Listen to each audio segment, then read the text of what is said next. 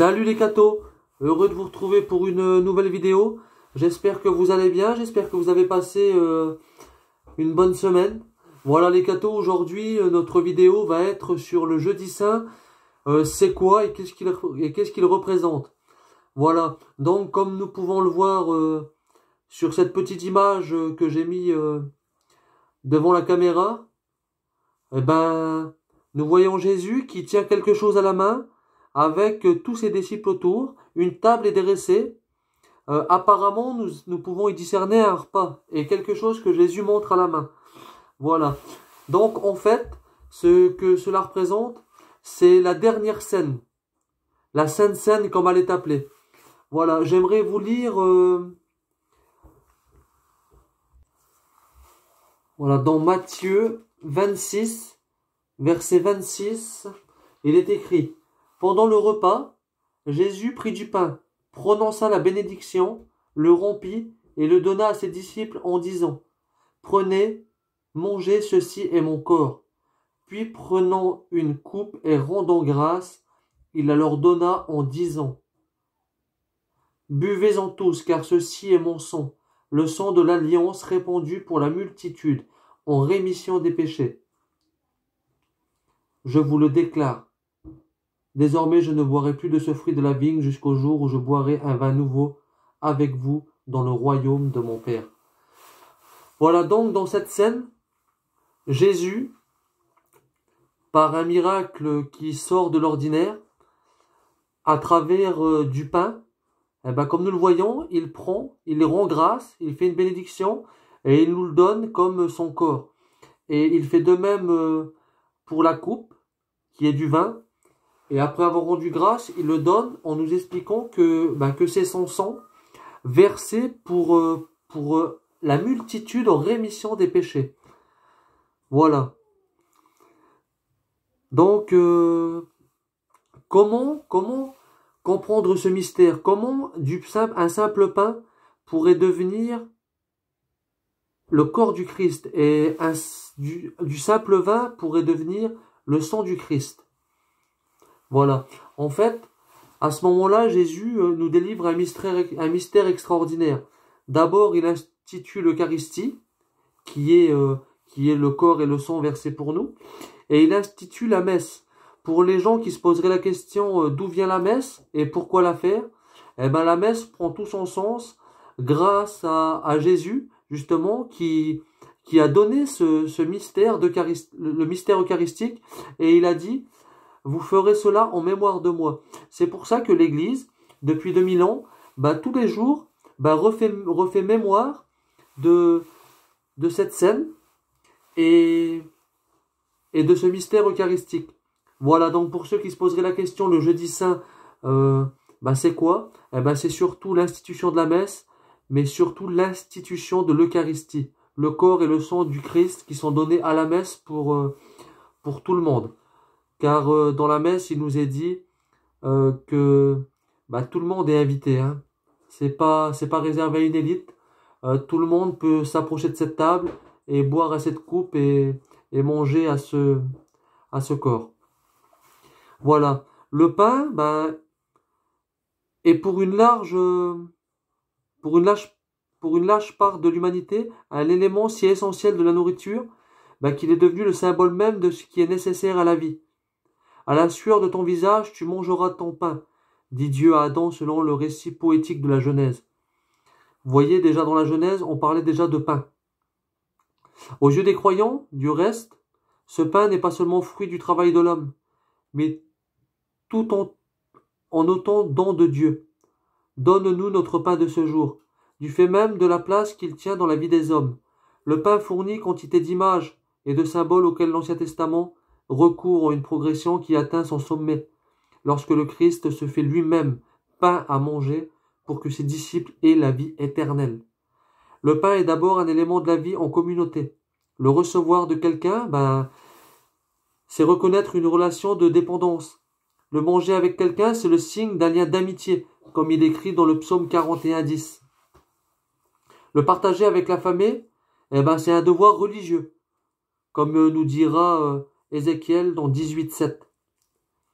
Le pain, selon l'usage juif, n'est pas tranché au couteau, mais rompu à la main, en signe de partage. Comme le fait le père de famille, il est déjà chargé d'une valeur de communion. Au désert, Dieu pourvoit aux besoins du peuple hébreu et le nourrit de la manne, dans Exode 16. Ce pain venu du ciel n'est pas seulement le témoignage de la sollicitude de Dieu pour le peuple élu. Il est aussi un moyen destiné à mener peu à peu Israël à une vision plus spirituelle de la vie. Vous comprenez, le peuple hébreu a resté 40 ans dans le désert et tous les jours, cette manne tombait du ciel. C'était du pain que tous les jours les Hébreux mangeaient. Et Dieu préparait déjà leur cœur à une vision beaucoup plus spirituelle.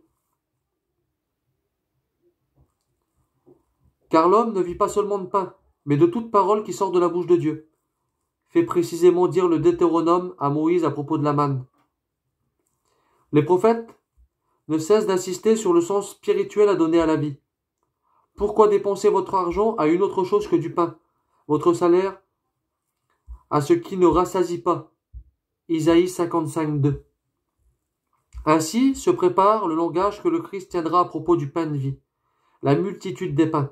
Vous voyez, dans l'Ancien Testament, Dieu a préparé l'homme à comprendre le mystère de ce pain, à comprendre ce miracle que Dieu faisait déjà dans le désert, cette manne qui descendait tous les jours du ciel pour nourrir le peuple hébreu, pour préparer justement à ce qui va arriver, ce jeudi saint.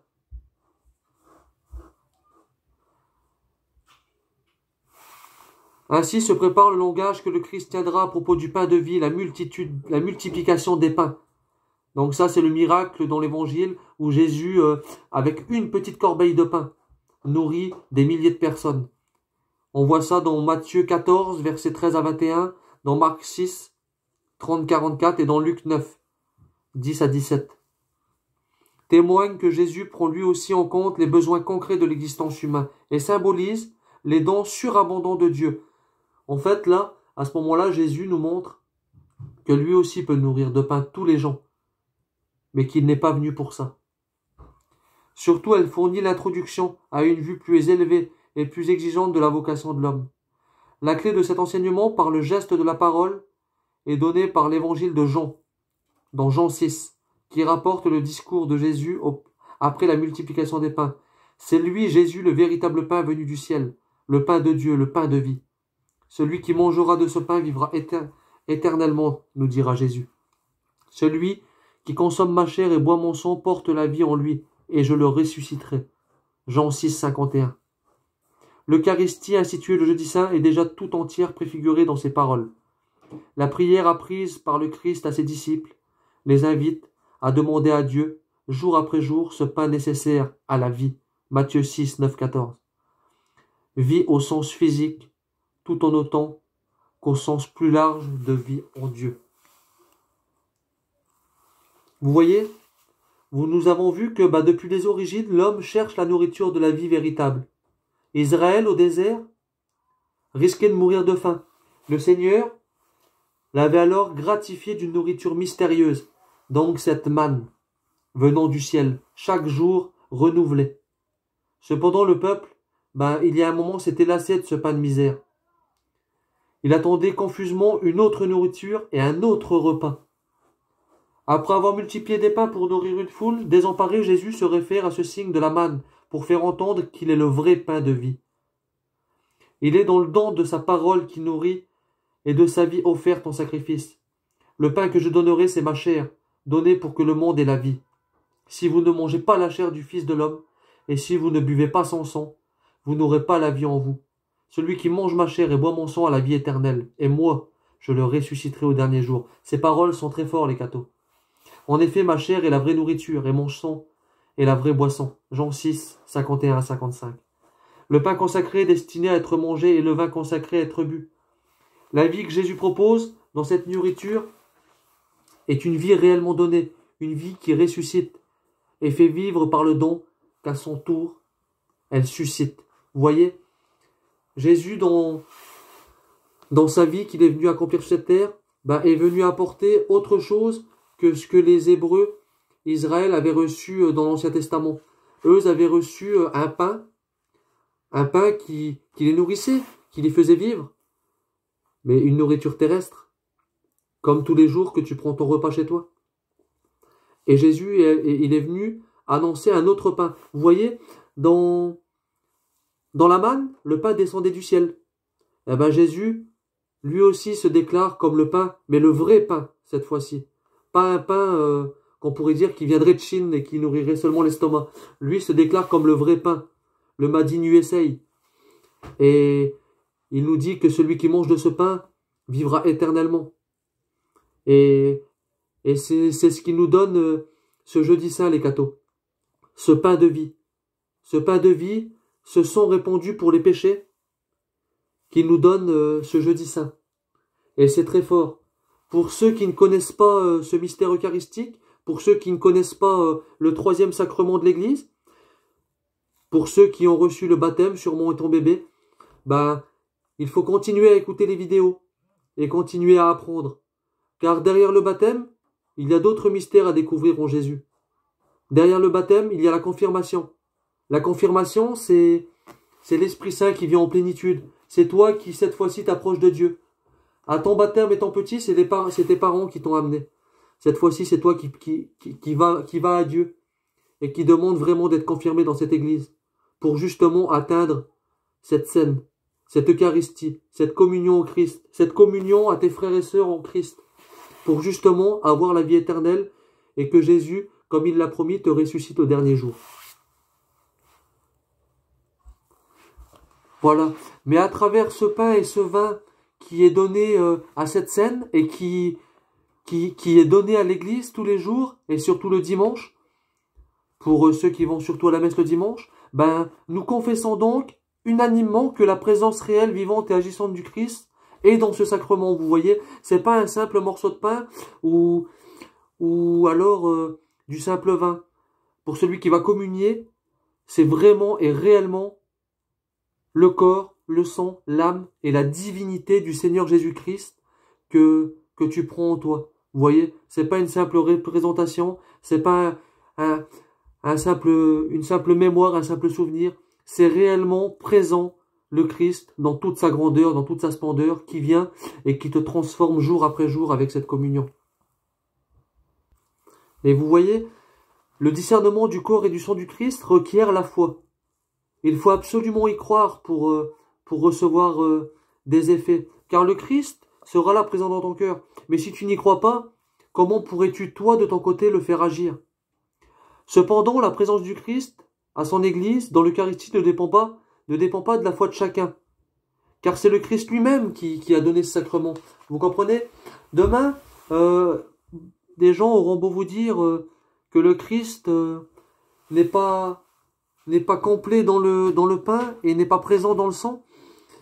Mais c'est la foi qui parle. Et personne ne peut venir et te dire que le Christ n'est pas présent. C'est pas possible. Le Christ ne se rend pas présent parce que tu y crois ou tu y crois pas. Il est présent et c'est tout. J'espère que vous pouvez comprendre ça. Demain, c'est pas parce que moi je vous dirai que le Christ n'est pas présent à la messe dans le sacrement du pain et du vin, dans l'Eucharistie, qu'il ne l'est pas. Le Christ est présent parce que lui est présent, parce que lui l'a dit. C'est tout. Et ensuite, c'est nous qui adhérons ou qui adhérons pas. Vous comprenez? Ça, c'est un truc vraiment à méditer. Parce que le Christ se donne. Prenez, ceci est mon corps. Prenez, buvez, et ceci est mon sang. Que j'y crois ou j'y crois pas, ça reste le corps et le sang du Christ. C'est lui qui décide, c'est pas moi, vous comprenez? Voilà. Et les sacrements, ils appartiennent vraiment au registre de la foi. Au registre de la foi. On dit souvent, même, sacrement de la foi. Apparemment, cela complique bien les choses, en effet. Et selon une pente bien fréquente dans les sentiments religieux, nous aimerions que Dieu fasse tout à notre demande, et même qu'il accomplisse tout à notre merci. Mais Dieu, il a la merci de l'homme. Cela s'appelle la magie, qui est le contraire même du christianisme. Jésus n'a ni aimé, ni encouragé les demandes inspirées par la curiosité. Bien au contraire. Il a toujours béni la foi, par exemple celle du centurion, du paralytique ou de l'hémorroïde. En serait-il autrement dans les sacrements? Certainement pas. C'est pourquoi aucun sacrement ne saurait être célébré sans la foi. Vous comprenez? Demain, on ne peut pas s'approcher à la table du Seigneur sans adhérer à ce qu'il te dit. S'il te dit prenez et mangez, ceci est mon corps, et prenez et buvez, ceci est mon sang, et qu'on n'y croit pas, il ne faut pas s'approcher de la table. C'est pas possible. Pour vous donner une image, c'est comme si que demain, une femme qui, à l'image de Jésus, serait resplendissante, serait tout, et qu'elle viendrait, qu'elle vous dirait, j'aimerais bien que vous m'épousiez. Mais vous ne l'aimez pas. Comment cela pourrait fonctionner? Comment demain tu pourrais épouser une femme que tu n'aimes pas? Ben, c'est pas possible. Et demain, l'Eucharistie, c'est pareil. Tu ne peux pas t'approcher à la table du Seigneur, tu ne peux pas t'approcher au mystère du corps et du sang si tu n'y crois pas. C'est pas possible. La foi doit être là. C'est comme ça. Et c'est pourquoi même il nous est dit que aucun sacrement ne peut être célébré sans la foi. C'est pas possible. Imaginez-vous demain, vous allez vers un prêtre et vous lui expliquez, voilà, je crois pas en Dieu, je refuse même l'idée que Dieu existe, mais je demande son baptême. Ça a ni queue ni tête. Certes, le baptême, je suis sûr que le baptême, dans toute sa puissance, pourrait t'aider dans ta vie. Mais comment il pourrait t'aider si toi, tu ne l'acceptes pas, vous comprenez? Il faut que les deux parties fassent un effort. Dieu nous dira, fais un pas vers moi, j'en ferai 1000 pour toi. Eh ben, c'est pareil. Si tu n'y crois pas, c'est pas possible. Mais bon, après, il y a un grand mystère aussi. C'est que la personne qui s'approche de la table ou qui s'approche du baptême, réellement ne peut pas dire qu'il ne croit pas. C'est que derrière, déjà, il y a quelque chose qui agit en lui. Ici encore, pour s'en sortir, un regard attentif du côté des pratiques de Jésus peut nous éclairer. Jésus ne choisit pas comme disciples que des hommes qu'il désire libres, et non des esclaves. Il faut donc la foi pour accéder au sacrement. Mais ces exigences, n'est-elle pas aux contradictions avec l'affirmation classique, soutenant que le sacrement donne la foi? Il est vrai, le sacrement suppose la foi, un peu comme l'amour doit procéder des gestes de l'amour. Mais le sacrement en retour provoque et approfondit la foi, à l'image du geste de l'amour qui concrétise celui-ci et le fait exister. Ainsi les sacrements donnent la foi, au sens où grâce à eux la foi prend corps. Vous comprenez? C'est pour ça que nous n'avons aucun problème à baptiser les enfants, car à travers notre foi à nous, on peut baptiser un enfant, parce que nous pensons que le baptême peut agir en lui et l'aider dans sa vie de chrétien de tous les jours pour l'amener à Dieu. Et c'est pareil, encore peut-être même plus grand pour l'Eucharistie. L'Eucharistie, c'est un pain de tous les jours. C'est Jésus dans ta vie de tous les jours qui t'aide à pouvoir continuer à marcher dans ce monde qui parfois est tellement dur. Et cette table, pour tous ceux qui ne la connaissent pas, j'aimerais vraiment les inviter, moi, à approcher de la table du Christ, qui les invite tous les jours, mais peut-être qu'ils ne le savent pas. Et je vous le dis, il vous invite à vous approcher de cette table qui est vraiment, réellement une table dressée pour la vie éternelle. Et Jésus nous le dira. Et moi, je le ressusciterai au dernier jour. Voilà, approchons-nous de la table du Christ pour avoir l'humilité et la tendresse du Christ, comme nous allons le voir. Voilà, dans les 3 évangiles, nous voyons cette dernière scène, l'institution de la messe et l'institution de l'Eucharistie. Mais dans l'évangile selon saint Jean, 13, versets 1 à 15, c'est un tout autre discours qui nous est donné. Avant la fête de Pâques, sachant que l'heure était venue pour lui de passer de ce monde à son Père, Jésus, ayant aimé les siens qui étaient dans le monde, les aima jusqu'au bout. Au cours du repas, alors que le diable a déjà mis dans le cœur de Judas, fils de Simon Iscariote, l'intention de le livrer, Jésus, sachant que le Père a tout remis entre ses mains, qu'il est sorti de Dieu et qu'il s'en va vers Dieu, se lève de table, dépose son vêtement et prend un linge qu'il se noue à la ceinture. Puis il verse de l'eau dans un bassin. Alors il se mit à laver les pieds des disciples et à les essuyer avec le linge qu'il avait à la ceinture. Il arriva donc à Simon-Pierre qui lui dit « C'est toi, Seigneur, qui me laves les pieds ?» Jésus lui répondit, « Ce que je veux faire, tu ne le sais pas encore, maintenant, mais plus tard tu le comprendras. » Pierre lui dit, « Tu ne me laveras pas les pieds. » « Non, jamais. » Jésus lui répondit, « Si je ne te lave pas, tu n'auras pas de part avec moi. » Simon-Pierre lui dit, « Alors Seigneur, pas seulement les pieds, mais aussi les mains et la tête. » Jésus lui dit, « Quand on vient de prendre un bain, on n'a pas besoin de se laver, sinon les pieds. On est pur tout entier. Vous-même, vous êtes purs. Mais non, pas tous. » Il savait bien qu'il allait le livrer. Et c'est pourquoi il disait, « Vous n'êtes pas tous purs. » Quand il leur eut lavé les pieds, il reprit son vêtement, se remit à table et leur dit, « Comprenez-vous ce que je vais de faire pour vous? Vous m'appelez maître et seigneur. Et vous avez raison, car vraiment je le suis. Si donc moi, le Seigneur et le maître, je vous ai lavé les pieds, vous aussi vous devez vous laver les pieds, les uns aux autres. C'est un exemple que je vous ai donné, afin que vous fassiez vous aussi, comme j'ai fait pour vous. » Voilà, donc, le jeudi saint, après avoir lu l'évangile, qui parle de la dernière scène, le prêtre fait justement le geste plein d'amour et d'humilité du Christ, et lave les pieds de 12 participants pendant que l'on chante. Là où est l'amour, Dieu est présent. Évidemment, les gestes du lavement des pieds avaient sa pleine signification dans une civilisation où l'on marchait beaucoup nus, beaucoup pieds nus, dans des sandales sur des routes non goudronnées. Mais le symbole du geste reste très fort encore à notre époque. Dans l'Eucharistie, celui que les chrétiens appelaient leur Seigneur se présente comme le serviteur et prend sur lui d'enlever la poussière. Vous comprenez? La poussière, le péché du monde. Le Christ nous donne deux significations dans ce lavement des pieds. Dans ce lavement des pieds, le Christ nous montre que nous devons faire pareil.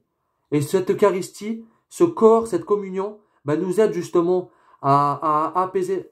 Je mettrai en vous un cœur nouveau. Et c'est ça en fait. Nous devons nous aussi nous rabaisser aux autres pour justement les servir. Si Dieu est venu sur terre pour nous servir et nous laver les pieds, qui sommes-nous pour vouloir être supérieurs à lui?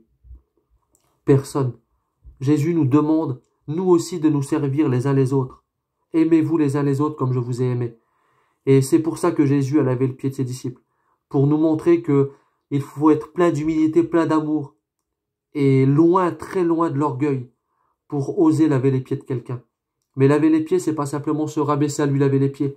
C'est surtout le servir dans tout ce qu'il pourrait te demander. Jésus nous dit que si quelqu'un nous demande ton manteau, donne-lui encore ta tunique. S'il te demande de faire un pas, fais-en encore 10. Vous comprenez? Avec le Christ, nous sommes toujours invités à faire plus pour les autres. Et c'est à ça que le lavement des pieds nous sert. À nous inviter à vraiment être dans une humilité totale.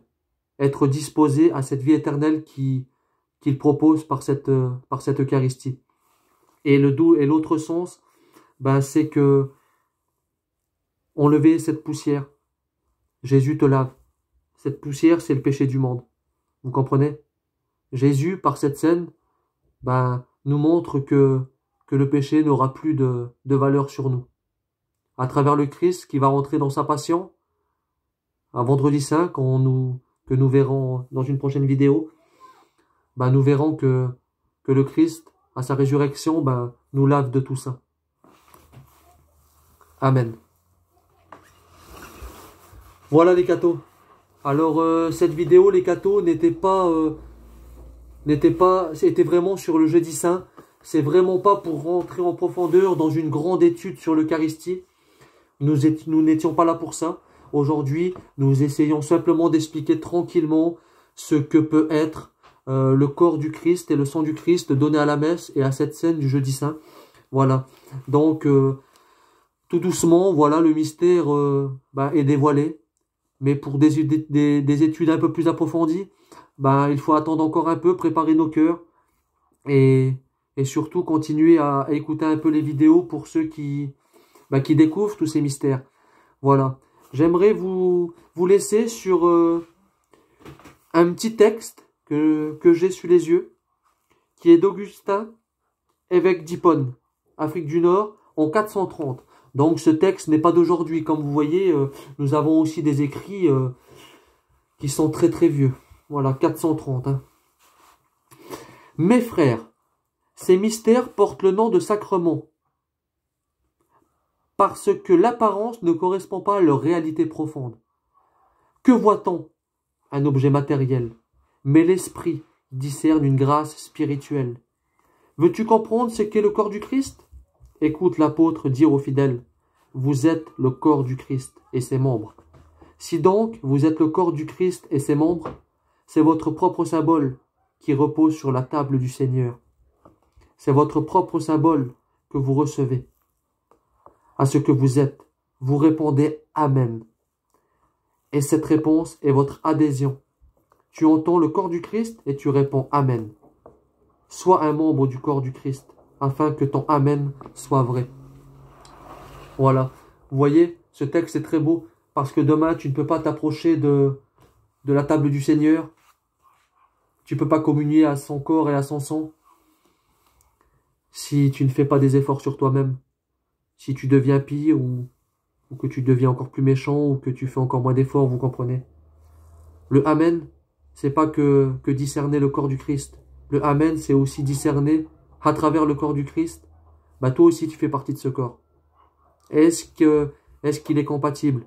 Certes, nous ne sommes que des pécheurs et nous le proclamons tous les dimanches à la messe. Mais même un pécheur peut prendre sur lui parfois et essayer de faire des efforts, vous comprenez. Voilà, je vous laisse sur cette petite méditation. Voilà donc, n'hésitez pas à vous abonner pour ceux qui ne l'ont pas encore fait. Merci vraiment pour tous ceux qui prennent le temps d'écouter les vidéos. Je vous remercie vraiment beaucoup. Merci à ceux qui font des partages. Et voilà donc, encore une fois, un bon Tridium Pascal que nous sommes rentrés aujourd'hui dans ce jeudi saint qui finira à la résurrection du Christ. Voilà, prochaine vidéo vendredi saint. Voilà, la mort de notre Seigneur. Voilà, que Dieu vous bénisse et à plus les cathos.